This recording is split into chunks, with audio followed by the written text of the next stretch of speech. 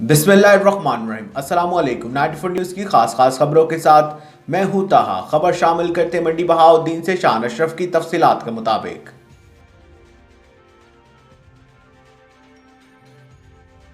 मंडी बहाउद्दीन कत्ल, डकैती और चोरी की वारदातों में इजाफा। सरे शाम ताजिर को घर के दरवाजे पर हैंडजब करवाकर 10 लाख रुपए नकदी, मोटरसाइकिल, मोबाइल फोन छीन लिया गया।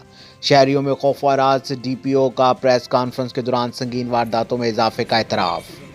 शान अशरफ की तफसीलात के मुताबिक मंडी बहाउद्दीन में डाकुओं सड़क पर बेलगाम हो गए हैं। ताजर मुस्तफ़ा सपरा दुकान बंद करके जैसे ही मोटरसाइकिल पर अपने घर उस्मानिया मोहल्ला के दरवाजे पर पहुंचे तो इसके ताकुब में आने वाले 3 मुसल्लह डाकुओं ने असले की नोक पर रखकर 10 लाख रुपए नकदी, मोबाइल फ़ोन और दुकान की चाबियां और सुजुकी 110 सीसी मोटरसाइकिल छीन ली और मौका से फरार हो गए।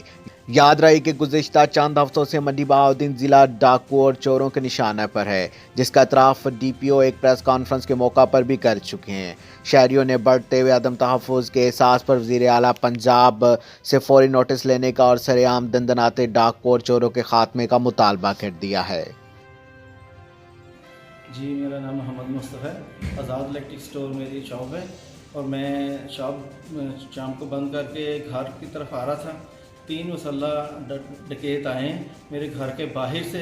गन पॉइंट पे मेरा मोटरसाइकिल और 10 लाख रुपए नकदी और शॉप की चाबी वगैरह वो सब कुछ लेके गन पॉइंट पे गौसे मस्जिद की तरफ भागे हैं। शान अशरफ, 94 न्यूज़, मंडी बहाउद्दीन।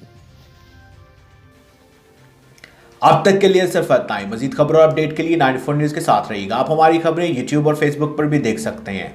अपना ख्याल रखिएगा। अल्लाह हाफ़िज़।